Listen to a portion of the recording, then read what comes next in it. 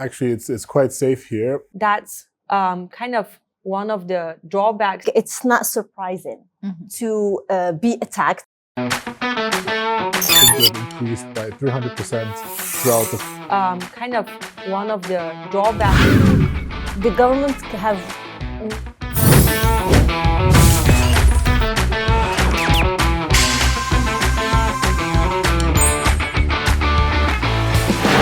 Hello everyone and welcome to eTalk. To discuss the topic, we have with us Sharif, who is from Egypt, who has an MBA, is a business owner and doing a PhD in international relations. Welcome. We also have with us Zenia, who is from the Netherlands and Russia. She is an urbanist with a focus on international relations. And we also have with us Haja from Algeria, who is an engineer, and she is also a professor at a university. On the evening of December 2nd, a man attacked at least 4 tourists with a knife and hammer near the Eiffel Tower in the 15th arrondissement of Paris, killing 1 and injuring 2.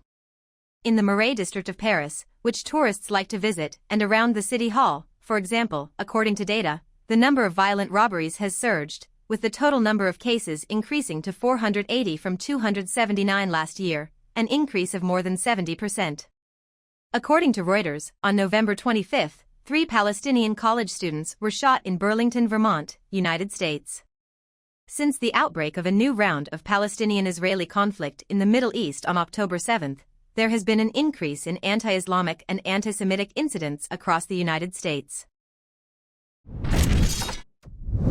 Okay, speaking of, some of the trends we've been following globally, there has been a reported increase in attacks against tourists in some countries. We have particularly seen reports in the United States and also France, particularly Paris, which are some of the most popular destinations for travelers. So what do you make of these trends? Is it surprising to know that such attacks are being reported?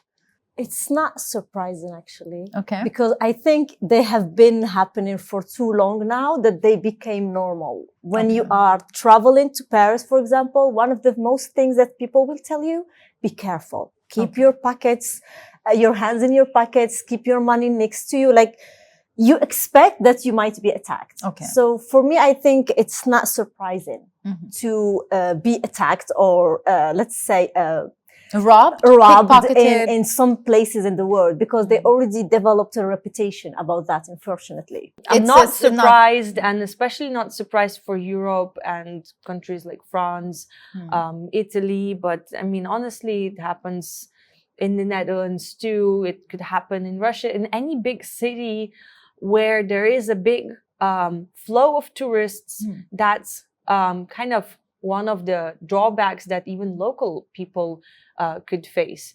So as someone who's been living in China for over 25 years, I've seen, actually it's quite safe here.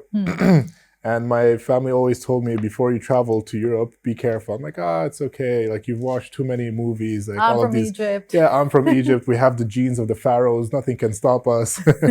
But in the end, when I did travel to Europe, I did feel this unsafety type of feeling, and just have to look over your shoulders. I mean, this is one thing that has many factors affecting it, but I would say the biggest one could be immigration or illegal immigration. I think that could be one of the biggest factors of that. Or maybe it could also come down to the low income of certain areas within the country. So in your opinion, would you say that the governments can do certain, have introduced policies to make tourists more safe, maybe have more official travel companies? Could you think of ways that this trend can be repressed? For me, I think the government have limited solutions for this. Okay. One of them is to implement stricter laws when it comes to these attacks. So the attackers will have harder, longer time in jail, for example, or they will pay higher penalties. We know if you touch people's pockets, they refrain from doing something. Yeah. So I think that's the best way they can do it. Also educate people about the importance of tourism to the country. If you educate your people, like, we need tourists, we need them to come and like our country because that will affect our economy. I think that also plays a big role. If the citizens actually understand the importance of tourism to the country, that can play a big role in safety of the tourists. Well, I think first of all, I would like to expand on the point of education, but the other way around this time. So I think it's really important for the country to also, even from a like business perspective, right, to educate the tourists about the risks in their country and about how to prevent, to avoid those things from happening. I think I may have seen it in Hong Kong and perhaps in Korea, but like here and there during my travels, I've seen, official announcements that would say, look, there may be people coming to you asking you for this, this, and that. Those are people that are trying to take advantage of you. Do not trust them. This is what you do. Here's a helpline. If this is happening, call here and there. I've seen some subways that started implementing systems where they said, if you feel unsafe in this train or in this subway, you can call this phone number, which works, for both locals as visitors. As well as visitors, yeah. Right? But I think still, like, education also of tourists about the country, right? I think it's a long process because it comes from the people themselves. I don't think we should hold the government accountable for what the citizens do and vice versa. So with that being said, I mean, we can take China as an example. What they do is that they link everything, your whole identity, through the digital, to digitalization.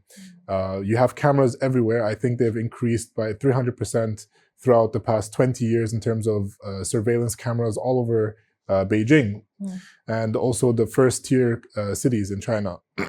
So with that being said, even the slightest thing that you would do, there's facial recognition.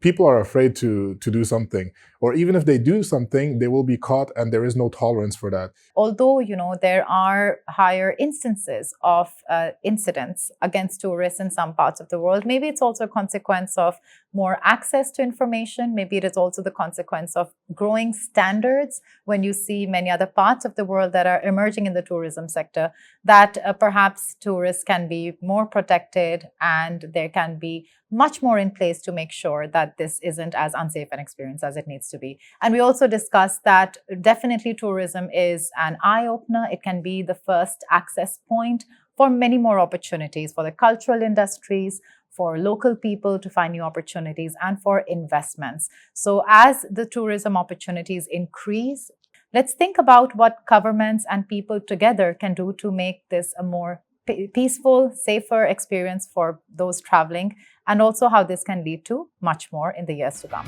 Thank you so much.